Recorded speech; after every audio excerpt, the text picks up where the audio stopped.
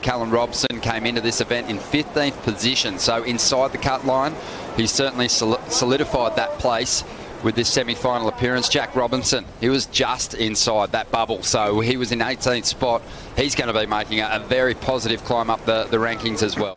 Philippe Toledo just sort of moved up into position at Rincon and got some of the early Rincon runners, and there we see Jack Robinson straight up.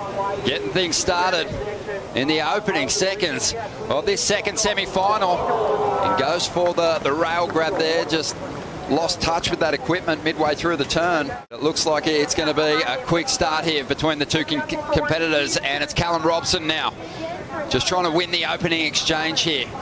Interesting to note, as Callum goes down awkwardly, interesting to note, Bugs, there won't be jet ski assistance. It's a much shorter wave here, so they'll have to make their way back to the takeoff zone on their own steam. He went for the big shot on the very first ride. Callum had an opportunity here to really win the exchange and win it in a big way, but he went to launch or force an air reverse out of the pocket. A bit of a mistake there. We were all pretty shocked and surprised that he probably went against his plan there as we see him go again. But yeah, all the surfers were really keen to get out there. They love that it's just going to be on Rincon for now. They don't have to, decide whether to go bowl or Rincon. So it's just this one break, and they're taking it to it. We'll get back to him in a moment. Let's see what kind of work Callum got done on this one. Yeah, I think Callum's got the right approach here. He snaps and then he keeps going down the line. He gets a nice little wrap there. That's a bit of a bonus, but he gets behind that section. This wave kind of peters out. And I just want to head out to Kaipo and see what he's thinking out there. Kaipo, are you there? I'm here, Lauren.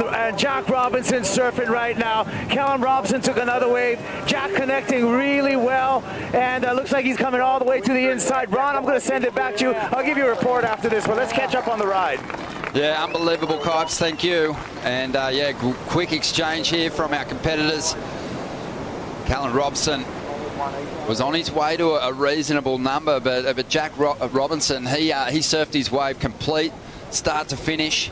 Jack's on a far better wave, and it is a matter of connecting the dots, very much so, Ronnie. Yeah, really smooth. As I said before, I expected the big win for Jack to come, on a wave of consequence, a barreling ride. I mean, the first rides for both competitors, quite inconsequential, but a 5.5 for Robinson on that last ride. And the surfer from Evans Head banks a 4.33, but has a good-looking wall standing up here. Drives up into the lip, and again gets a nice steep wall to go to. Mixing things up, just relying on those rails again. It's really helped him find his place here in the semi-finals. So a couple of variations of top turns and a good finish there. And he only needed a 2.68 to jump up into first with 27.5 minutes to go. But already you can tell the decision to wait for Rincon to come to life with that dropping tide has been a good one, because there's been plenty of rides already.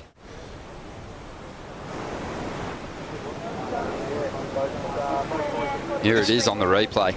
Yeah, and this section here, this wave holds up really nicely for him. I thought it might run out of speed, but he just keeps that section going, connects it once again, and a great finish.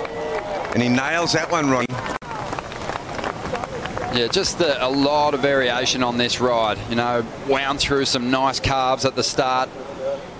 Drifted the fins, again goes to an arcing turn, but finds some release in the tail there. Yeah, and there's a lot of questions about what equipment he's riding. That's an Adam Sparrow Fletcher model, Sparrow surfboards up there in the Goldie. So that's why you got to get quick to your feet, quick on the gas pedal to skip over those sections and complete a ride. Thank you for the insights, Kipes. At the moment, Callum is starting to find some flow. 6.83 on his last ride. But this one, if he could finish it off well, could go even higher. He still might. He had a couple of very dynamic turns off the top on that ride. He is really adapting well. This is amazing for this guy. He's probably never surfed Rincon before. Well, they were a couple of very heavy-footed. Evans Head's just one of those little forgotten coastal towns that's just tucked away with a rich surfing history. We used to go down there in the early 70s. And here we see Jack now, Ronnie. Yeah, this is this wave not really reeling off like Callum's did, but Jack's so capable of manufacturing that speed. Just look at the pace as he moves to the air section on the inside. You can see that wind still blowing quite strong. And a couple of times now, it's ripped Jack's board out from under his feet. Yeah, well, Callum came on. He won a QS 5000 at Cabarita, got onto the Challenger Series, cut through that like butter, and next minute he's on the CT. And now he's in the semi-finals of the Rip Curl Pro. He's already had 2 nights before this. Yeah, he's kept it really cool too throughout the road to this point. It felt like he's been surfing solid, but hasn't even shown us his best yet. It's a shame that the bowl isn't flaring up for us, but he's made that change. He's adapted so well here to what Rincon's serving up. Yeah, but you know, I like what he's doing though. He's really carving, and I mean, it's amazing. His adaptation to Rincon is superb. You'd think he'd been surfing it all his life. This young guy from Evans Head, he blew that one up. It's a nice recovery. Unbelievable recovery. Yeah, so, you know, based on the fact that he didn't complete his last ride and still managed a 4.93, you're thinking this one's probably going to go higher. Zoning in on Stephanie Gilmore and Lane Beachley on 7 world titles, but an Olympic gold medalist. That's something special for everyone here to get eyes on her, to maybe get a photo with her.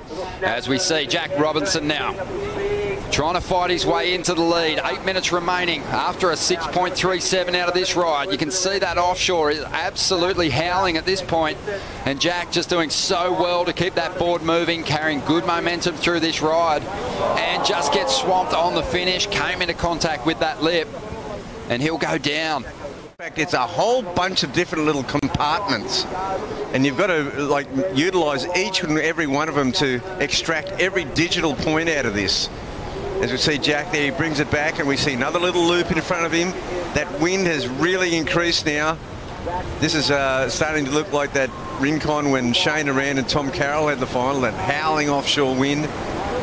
And it just got caught there on the outside edge, caught, and he went down. It's the lip, but it was really just the board pearled. And as he went down, you could just see the head going back, going, oh, so close. I think he was looking for a little air rev at the end. That's what I'm thinking he was thinking. Well, here we go. Robinson up again. Beautiful carve to get started. Up into the pocket. One more time. And this wave setting up and looks a little bit easier to ride than the last. As Kaipo pointed out, there was a big wind gust on his previous ride. This one, it looks a little cleaner and a bit easier to attack. He brings it through to the inside, gets a good finish. And that is definitely going to help his cause with just over 3 minutes to go here. And it looks like Jack, you know, his board just really did come to life on a cleaner face. It's been a feature of all his heats. He's come alive in the last like 7 or 8 minutes of every heat he's had. And it's desperation. It's like he needs to get going.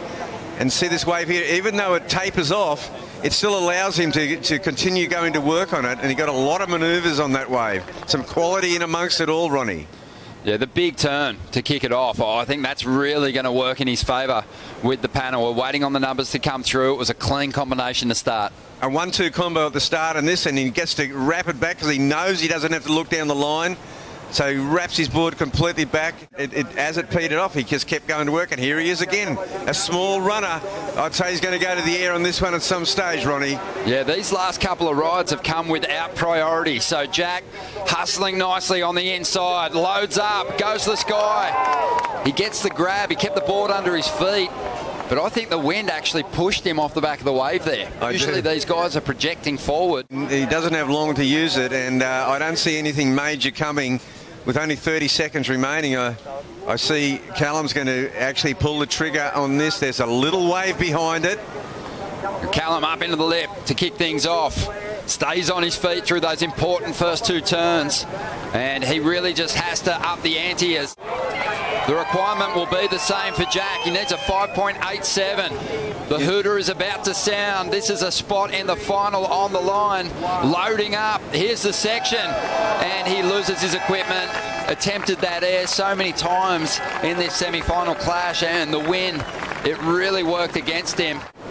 An amazing effort by Callum Robson. He powered his way into the final. Nothing separating the two competitors. Less than half a point. Super impressive stuff from the rookie.